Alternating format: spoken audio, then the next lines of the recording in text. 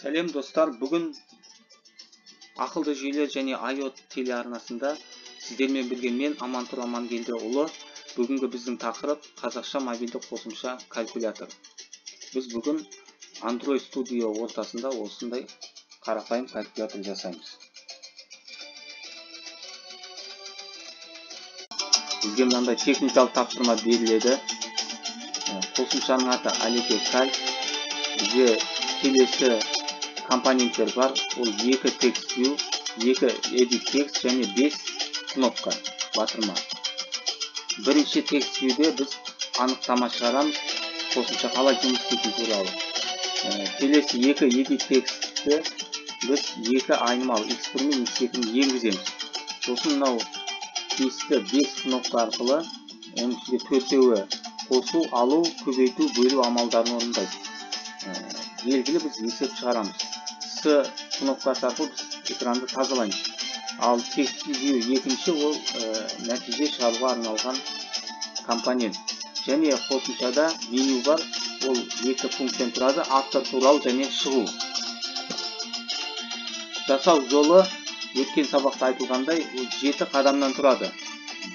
Ол дайындау, жаңа жоба құру, 3-ші бағдарламалау, 4-ші жобаны жинау, файл, 5-ші телефонды USB арқылы қосу, баптау.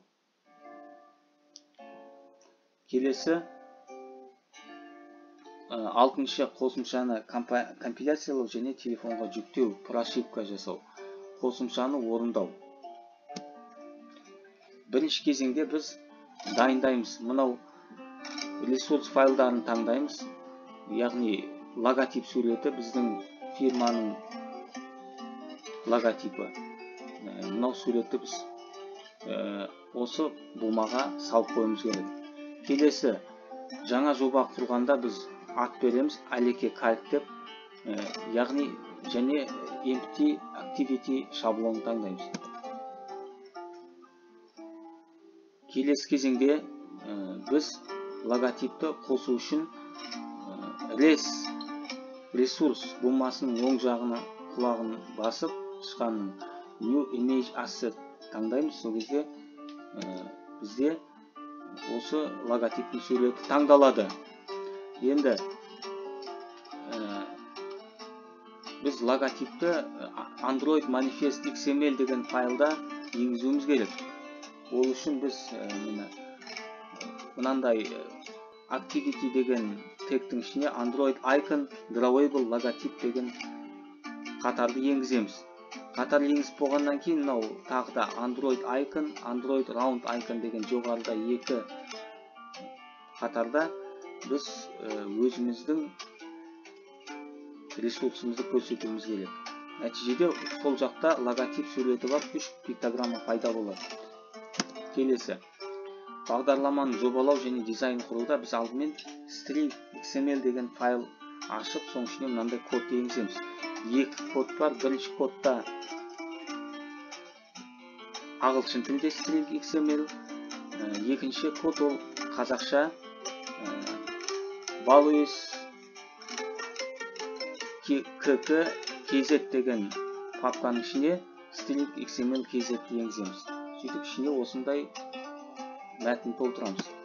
Келесі, бағдарламаның дизайн жасау үшін біз жаңа XML файл ашуымыз керек. Ол Activity Main XML. Оның ішінде жаңа айтылғандай кнопкаларды, компоненттердің бәрін енгіземіз. Ол мынандай кодпен жасалады. Нәтижеде дизайн батырмасын бассақ, бізде мынандай көрініс көрінеді. Келесі, қазақ тілін таңдау үшін, қосу үшін біз локализация жасаймыз. Ол үшін res values бумасынан string XML файлын таңдап, тышқанның оң құлағымен Open Translation Editor командасын басамыз.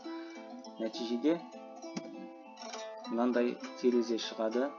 Бұл терезеде 2 string жаңа аталғандай ағылшын тілінде және қазақ тіліндегі ішіндегі мәтіндер көрініп тұрады. Ең маңызды кезең бұл бағдарламалау кезеңі. Java тілінде мына файл main activity файлын ашамыз. Оның ішіне осы кодты енгіземіз. Бұл кодты түсіндірсек, алдында мына пакет құрылады, aleке calc деген. Оның ішіне біз мына import деген командамен тиісті қажетті библиотекаларды енгіземіз. Menu, view, button, edit text тағы басқа. Негізгі класс құрылады, ол main activity класы.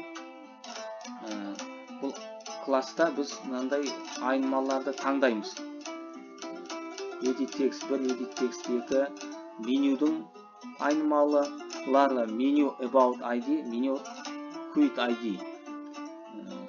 Және операция string oper деген айнымалы. Содан кейін on create деген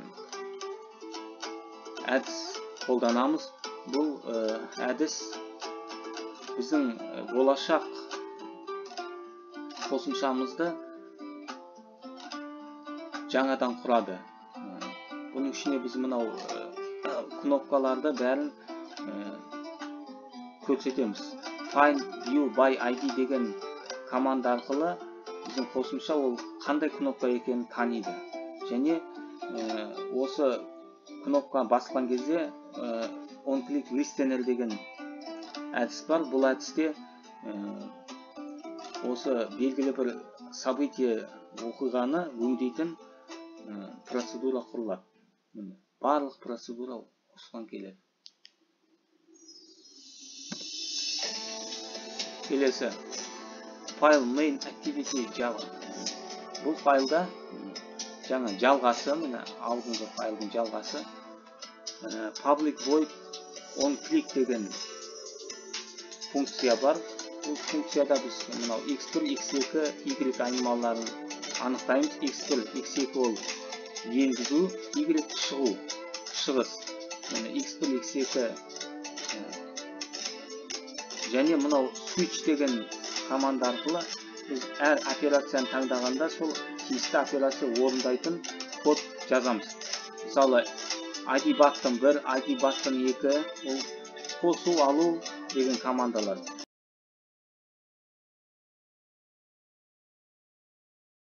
Так, сол сияқты екі кнопка бар, көбейту және бөлу деген.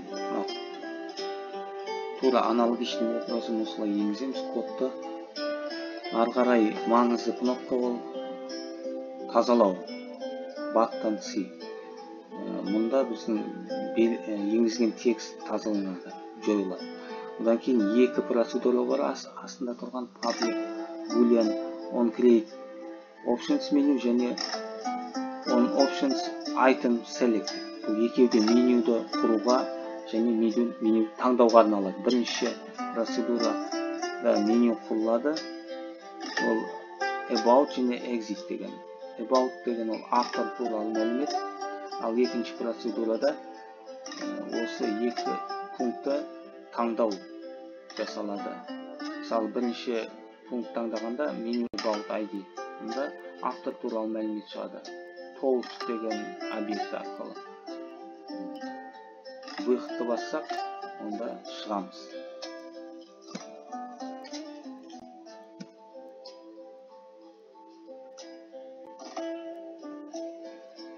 Төртінші кезеңде жобаны жинаймыз. Мұнда бізге белгілі Gradle жүйесі қолданылады, система автоматический сборки. Яғни соңында біздің жоба бір ғана файл, APK файлға жиналады.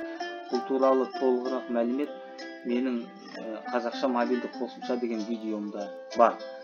Астында сілтемесі бар. Енді телефонды біз жалғауымыз керек, оған жүктеу үшін. Ол үшін Device Manager деген команданы басамыз. Оң жағында сосын біздің моделіміз шығады. Xiaomi M2010. Тамаша, біздің телефон жалғанды. Енді телефонның ішін бақтауымыз керек. Бұнда әзірлеуші, яғни разработчик тәртібін қосуымыз керек. Ол үшін үш птичканы басамыз. Отладка по USB, установка через USB және отладка по USB, настройка безопасности. келесі прошивка жасау үшін біз run деген команданы таңдаймыз. Сонда телефонға программа жазылады. Кішкене уақыт күтеміз. Жазу нәтижесінде егер сәтті компиляция жасалған болса, төменде build Aleke Calc finished at деген уақыт жазылады. Яғни біздің қосымшамыз сәтті жүктелді. Енді қосымшаны қазақ тілінде сөйлету үшін әрине біз тілдер және мәтін енгізу деген интерфейстің ішінен қазақ тілін таңдаймыз. Сонда біздің телефон. Енді нәтижеде біз телефонға ашсақ, телефонның бетінде мына біздің қосымшамыздың пиктограммасы пайда болады. Сәтті жүктелді деп. Aleke Calc. Телефон қосымшасын ашсақ, ішіне біз уже программаны енгізіп пайдалана аламыз. Енді x1, x2 деген сандарды енгізсек, мысалы 10, 20. Сосын көбейтуді бассақ, онда 10-ға 20 көбейту 200 пайда болады. Осылай біз 4 амалды орындап, кезек-кезекпен орындай аламыз. Арасында оны жойып, S қосымшасымен. Және біз меню туралы, автор туралы деген пункті бассақ, мынандай хабарлама шығады.